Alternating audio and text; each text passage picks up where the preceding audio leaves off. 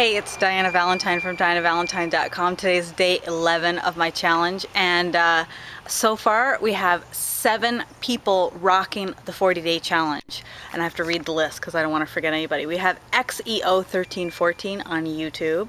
We have Tia Reddy, Susie Pawanda, who's giving up fast food. Emma Alvarez Gibson just committed to one piece of exercise, some kind of exercise every day. Elisa Bonsignora is doing this amazing hardcore workout food journal. Julie Rohrer is training for a marathon. And I've got a couple people on the fence. So Catherine Jennings, are you doing a challenge? You got to update me on that.